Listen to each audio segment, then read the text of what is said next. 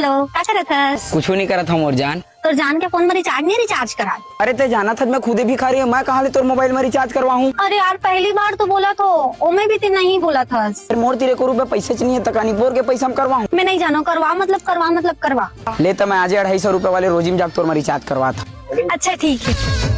तोर से एक तो काम घलो सुधर नहीं हुआ है। अरे नवा लागू रखते थोड़कन जुन्नल पाछू हमार तेरे तो सबे स्टॉक नवा है, कैसे करबो? ले रे भाई अपने हिसाब से जमा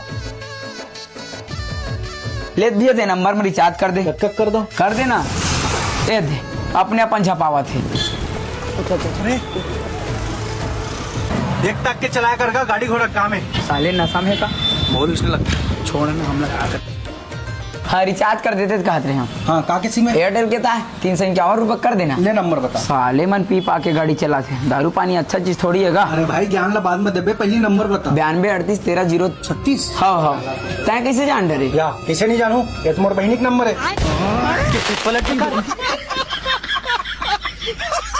गलत जगह क्यों का रे? नहीं एकदम सही जगह है। माफ कर दे। अब कबूतर बहनी संग बात नहीं करा।